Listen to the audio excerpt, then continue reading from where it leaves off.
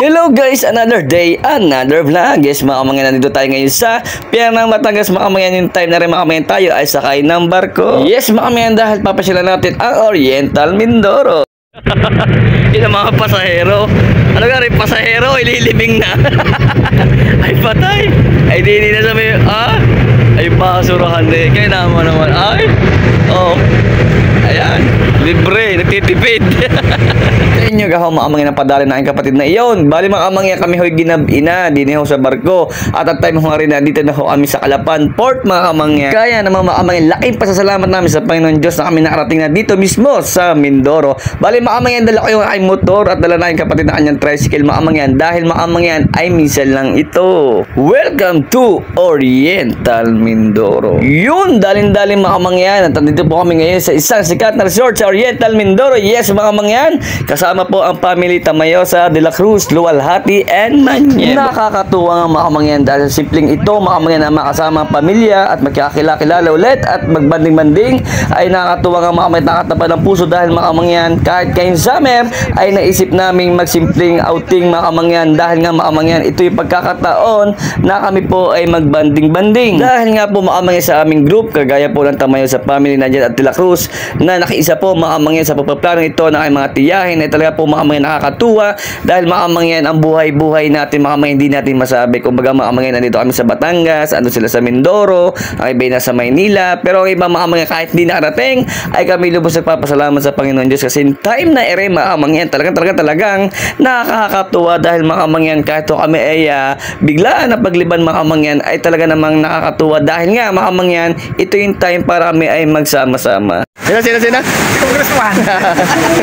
Dahil mga kamangyan kaya nasabi ko naman ay magkasama-sama dahil ang buhay natin mga kamangyan lalo na ho kami malayo, sila ay Mindoro, kami Batangas, tinyo ka mga kamangyan yung pagkakataon kasi napag-isipan namin kami po ay mga naedad na at ang iba po ay mga pamilyado na at ang iba po ay laging busy sa trabaho. Bali mga kamangyan niya, malaking bagay din ang social media, andyan ang group ay napapag-usapan minsan na kailangan makikita, kailangan magsasama, o sinong pwedeng pumunta para magkabanding-banding at kami na ho nag-adjust. Bali mga kamangyan time na rin, ito yung mga kamangyan pandali na ho at kasama namin ng triplets ay mga kamangyan.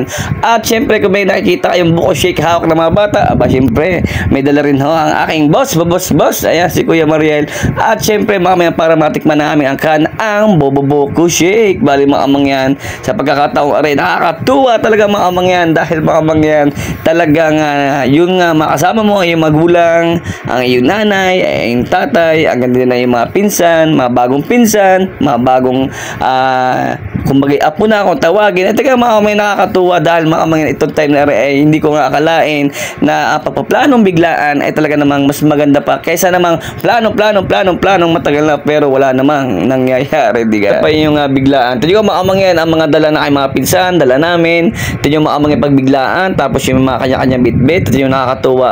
Pag unti ng dala at pagdami lahat ay may dala ay talagang nakakatuwa at dumadami din. Bali mga kamangyan sabi ko nga time na ere pinaplano pala namin mga kamangyan kung anong madala ay magdala, kung wala ay okay lang mga kamangyan. Ang mahalaga ay magbanding at magkamustahan at lahat ay maging masaya. Diga mga kamangyan, hindi puro trabaho, minsan may banding, lalo na number one, ang inyong isipin ay ang inyong pamilya, inyong kamag-anak, ang inyong mga anak, ang inyong mga lulahin, ang inyong mga luluhin.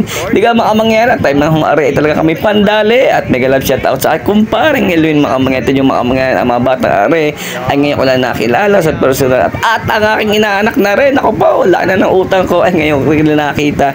Balik nga mga kamangyan ito biglang are malaking bagay kay kamangyan dahil nga mga kamangyan hindi naman pwede lagi tayo trabaho, social media. Hindi ka, alam natin ang trabaho ay andito sa Batangas, alam natin lahat ay busy, doon sila lumaki, tagaroon sila, pero mga kamangyan yung banding lamang na mangyari lalo't na edad na sa isang araw o isang taon, isang beses man o minsan lang ulit ay talaga mga kamangyan nakataba ng puso. Mas maganda yung may pinaplano kaysa naman nga mga kamangyan ay kahit tayo ay gato ang pamumuhay, may kanya-kanyang buhay, ay pasalamat tayo sa Panginoon Diyos dahil binigyan tayo ng time na ito na tayo ay muling nagkasama. Tumpak yung mga kamangyan, number one sa buhay, ang magkasama-sama. Bali mga kamangyan, birthday ko nga noong April 23, hindi ko na ako sinasabi sa inyo, pero mga kamangyan, itong araw na ito napaka-special nga dahil nagkasama-sama kami lahat. At araw nga mga kamangyan, isang napakita ditong resort na dinayo namin mga kamangyan kung saan dito namin ginanap ang aming simpleng aming outing makamangyan digahaw. At inyo gahaw makamangyan kanyo kung mapapansin, medyo malabo ang tubig yung time na rin makamangyan. Dahil makamangyan, maulan ho talaga yung uwi ho namin o punta namin dito sa Mindoro. Bali makamangyan, ang tubig ho dito ay nagbumula sa bundok at umaagos ho papunta dito malapit sa aming cottage. Bali nga makamangyan, kahit yung time na rin maulan, ay talaga kami tuloy makamangyan na kasiyahan, tuloy ang pamamasyal. Siyempre makamangyan, 3 days lang ho kami dito sa Mindoro na kami ho ay magbabakasyon para makasama aming mga angkan at magulang. Siyempre makamangyan, tayo makamangyan, time na rin nandito ho kami sa may hanging bridge makamangyan. Tayo makamangyan, are hong ilalim ng hanging bridge sa kahabaang hong iyan makamangyan, kanyang mapapansin, napakaganda ho makamangyan ng mga bato. Yan po makamangyan dito po sa may kabundukan makamangyan. At yan ho ay sinasabi nilang yan daw mga batong yan ay buhay na buhay. Kaya nga makamangyan, nakakatuwa naman pumasyal sa Oriental Mindoro dahil makamangyan, bukod po sa inyong papasyalan yung mga akan o sa kayo nagmula makamangyan, ay ang isa pong magagandang tanawin din na pinagmamalaki na Oriental Mindoro, kagaya ho namin pinutang are, ay talaga namang pinapangalagaan ho nila makamangyan. Bali makamangyan, nung bata ho ako o binata, pumapasyal na rin ho kami dito. Pero ho dati makamangyan, hindi pa ho ganyan kalalaki ang bato, pero ngayon makamangyan, ito yung gaho ay mas malaki pa ho kay kamangyan. Kaya makamangyan nakakatuwa sa mga nangunguna po at namumuno ng kalikasan ito, at gayon din ho sa mga namumuno na may-ari nagpapatakbo ng resort na ito, ay talaga naman kayo nakakahanga dahil po makamangyan, itong time na ere na misa lang kami pumasyal na nakita namin kagandahang ito na talaga namang inyong pinapangalagaan. Bali nga makamangyan, kung sa iba pa kami pupunta, sabi nga namin, hindi naman namin kailangan ng mas maganda o mas mahal na lugar. Kumbaga makamangyan, ang unang-una nga yung banding at makasama mga pinsan, magkasalo-salo. Pero makamangyan sa time ngang ere, dahil sa kagandahan nga ho din sa ilalim ng hanging bridge makamangyan sa kahabaan, ay tinyo gahong makamangyan nakakatuwa at napakalamig ng tubig. Opo, totoo po yung makamangyan, napakalamig ng tubig kasi nga makamangyan, ang tubig po ay nagmumula po sa kabundukan makamangyan. Bali nga makamangyan, kung hindi nga ako umulan, ako makamangyan,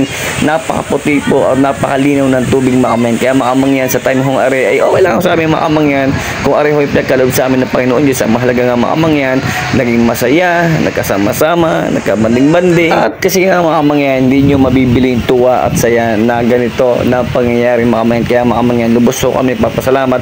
At gayon din makamangyan sa aking mga pinsan, Tamayo sa family, De La Cruz family, Manyebo family, and Walhati family. Dahil yung time na rin kung wala kayo, hindi magiging ganito masaya, hindi ganito magkakabanding.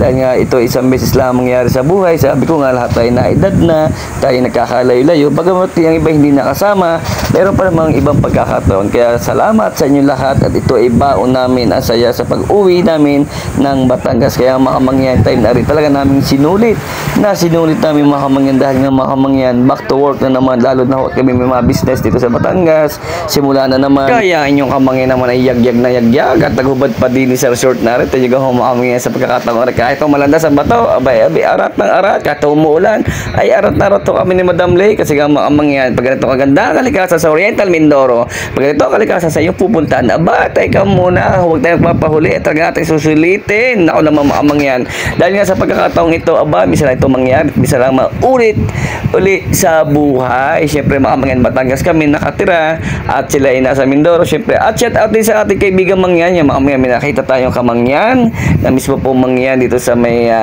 malalaking bato makamangyan dito sa baba ng hanging bridge. At yung gayon man ay inabutan na aking kapatid ng pamerienda. Ito yung makamangyan sa lakas ng agos ng tubig, kahit malakas ang ulan sa time na ere, ito yung makamangyan ay talaga namang nakakasulit at nakakataba ng puso. Dahil makamangyan, kung kainaan din ay talaga makamangyan nakakatuwa, dahil yung lamig ng tubig na galing sa kabundukan ay nako po, ay kasi lamig po ng kaligayahan. Kaya po makamangyan, time na ere, ito yung gaho ang inyong kamangyan at tayong kapatid hindi ho makalusong dahil sa lakas ng agos ng tubig galing sa kabundukan. Bali nga makamangyan, kung kayo pupunta dito, 100 lang po ang entrance. Ayan, sa bata po at sa iba, mismong bata ay wala daw pong bayad. Ayan makamangyan, kaya kung pupunta kayo dito, alam nyo na. At ang cottage po, binayaran ko sa isa ay 500. At gusto nyo mag-check-in, ayan, meron po silang mga room. Ito nyo makamangyan ay nakakasulit at ito nyo makamangyan nakakatuwa.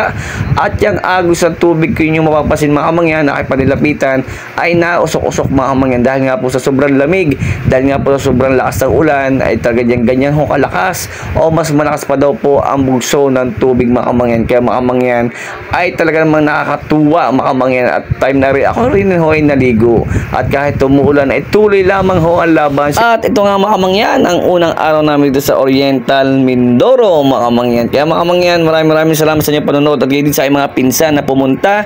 Maraming salamat at sa hindi nakapunta. Maraming salamat pa rin at mahal namin kayo. Kaya Mapalason, Visayas, Mindanao, lagi sinasabi ni Kamangyan, hanggat nabubuhay tayo mga kamangyan, tuloy lang ang laban. Huwag natin kakalimutan ang ating mga angkan, huwag natin kakalimutan ang ating mga magulang, at huwag natin kakalimutan siyempre ang ating minamahal.